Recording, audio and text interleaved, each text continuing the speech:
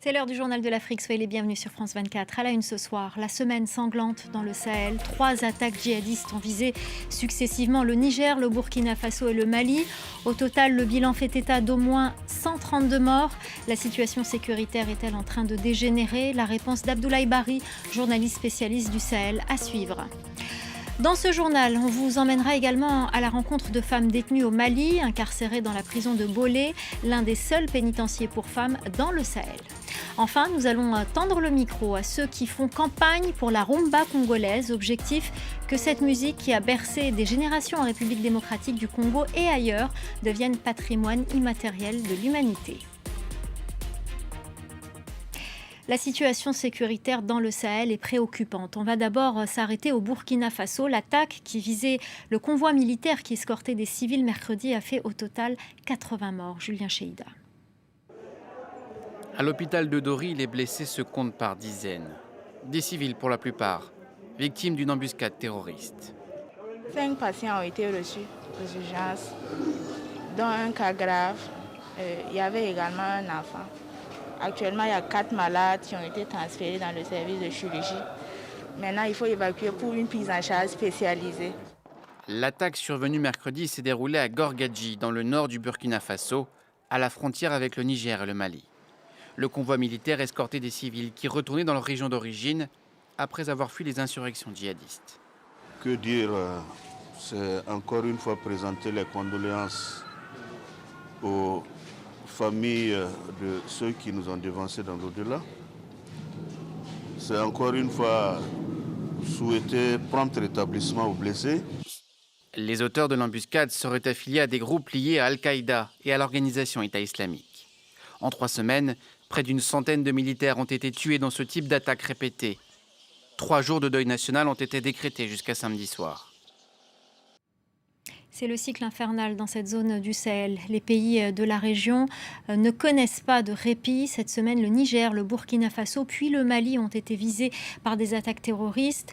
Les djihadistes sont-ils en train de gagner du terrain? Peut-on faire le parallèle avec ce qui se passe en Afghanistan? Écoutez l'analyse de Abdoulaye Bari, journaliste spécialiste du Sahel. La situation au Sahel, elle s'aggrave, elle devient de plus en plus dramatique. Rien que cette semaine qui vient de s'écouler, il y a eu des attaques dans les 3 pays, 37 morts donc au Niger, dans la zone des 3 frontières, à Tilaberi. Rien qu'avant-hier au Mali, les soldats maliens ont perdu 15 de leurs hommes et vous avez vu la dernière attaque mercredi donc au Burkina avec 80 personnes qui ont été tuées dans une embuscade. Donc vous voyez un peu la situation, elle est assez dramatique et si on essaie de dresser les tableaux, on sait que l'année 2020 a vu la mort de 2500 civils et au même temps 1 millier de militaires morts dans les 3 pays, notamment le Mali, le Niger et le Burkina. Et en même temps, à cela vient s'ajouter la fermeture de milliers d'écoles et de centres de santé avec des millions de déplacés. Effectivement, vous avez dit les militaires sont de plus en plus impuissants face à la situation parce que nous sommes quand même à 8 ans de guerre, c'est lassant de la part des militaires, mais il y a aussi que les groupes terroristes ont acquis désormais de l'expertise.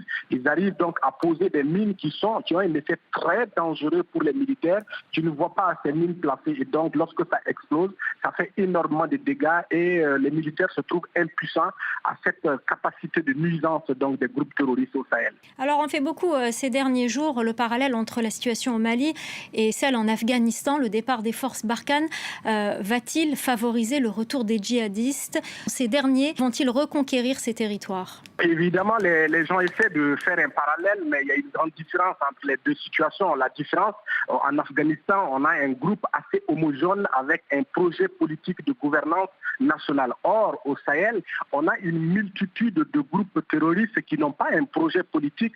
Des groupes terroristes, évidemment, qui se sont réunis au sein d'un même groupe. Souvent, je prends le cas des GICN, des groupes qui se combattaient hier, mais qui, avec l'intervention militaire française, sont devenus des alliés aujourd'hui au sein d'un même groupe. Idem pour l'État islamique au Grand Sahara. Mais la différence entre le Sahara et le Sahel et l'Afghanistan, c'est que les groupes terroristes au Sahel sont multiples. Il n'y a pas une certaine homogénéité. Et puis en plus, il n'y a pas un projet politique de gouvernance à la différence de l'Afghanistan. Évidemment, avec le départ prochain de l'armée française, si on venait à avoir le même cas qu'en Afghanistan, ça peut créer énormément de problèmes pour le Sahel, mais pas au point d'arriver à une chute de nos États parce que de l'autre côté, il n'y a pas de projet politique et puis il n'y a pas une entente au sein des mêmes groupes, des groupes terroristes qui sont multiples au Sahel. Allez, on reste au Mali. Je vous emmène à Bolé, l'une des seules prisons pour femmes du Sahel. Elle est située à Bamako. Plus d'une centaine de détenus encourent des peines allant parfois jusqu'à 20 ans de prison. Nicolas Germain. Dans la région du Sahel, Bolé est l'une des rares prisons réservées aux détenues femmes. Elle se trouve à Bamako. L'idée de sa création est née en 1991 lorsque le dictateur Moussa Traoré est renversé et le Mali se démocratise. Les nouveaux dirigeants constatent que dans les prisons mixtes, trop souvent des femmes détenues sont abusées par des hommes. Ce centre voit enfin le jour en 1999.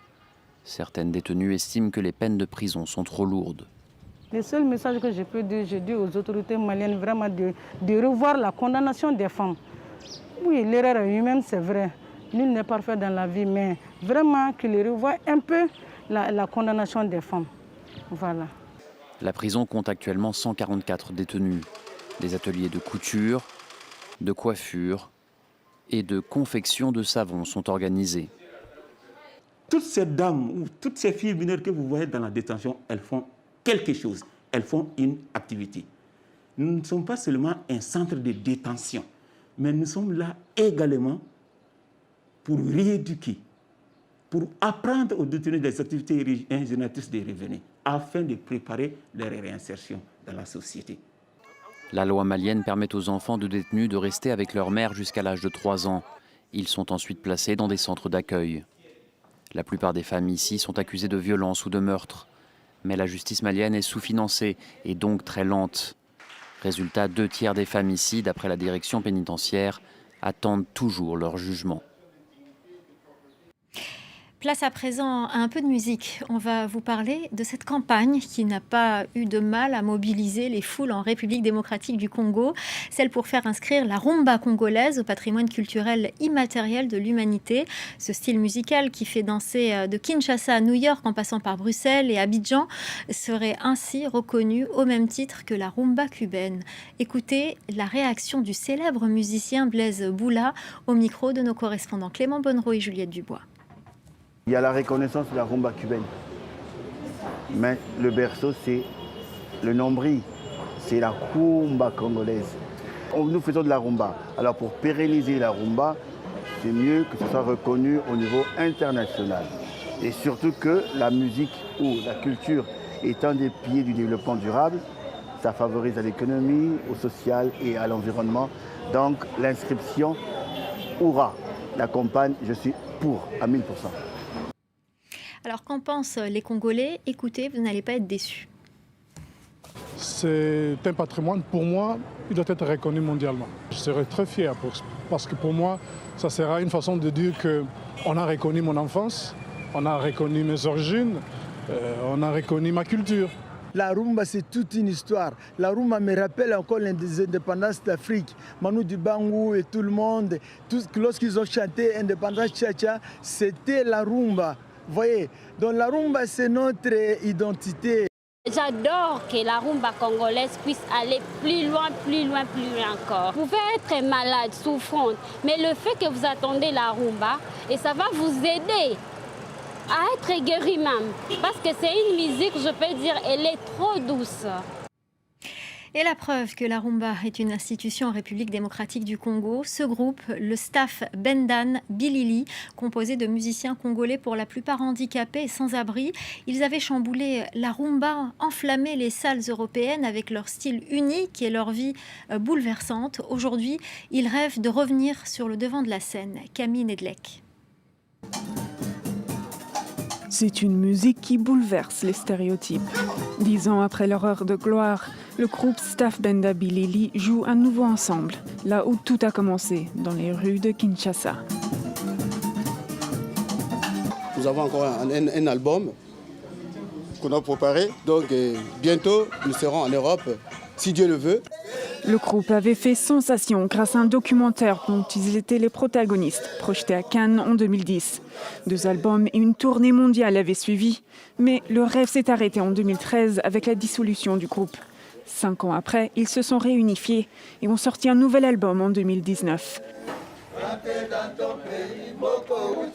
Certains d'entre eux dépendent toujours de la générosité des passants pour survivre.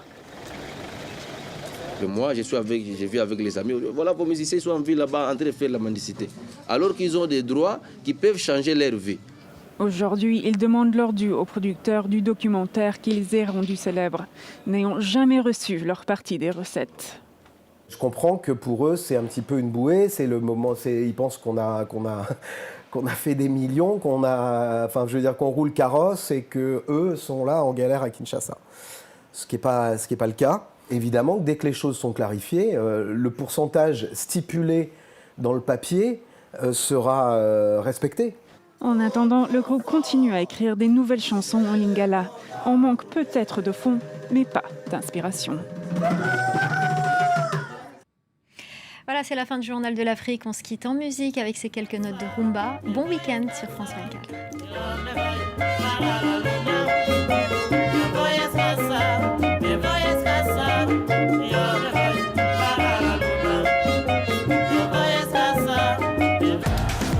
RFI et France 24 présentent le Café des Sports, votre nouvelle émission 100% foot. Le Café des Sports, c'est tous les vendredis. Annie Gasnier et ses chroniqueurs analysent et passent en revue toute l'actualité de la semaine. L'Atlético vient de perdre son buteur. Ça va être un avantage psychologique énorme. Carton rouge, carton jaune. Carton vert à un Brésilien, Dani Alves. Débat passionné, analyse. Mais jusqu'où ils vont tenir? On se dit quand même que ça se resserre de plus en plus. Le Café des Sports, à vivre en direct sur RFI et à voir sur France 24.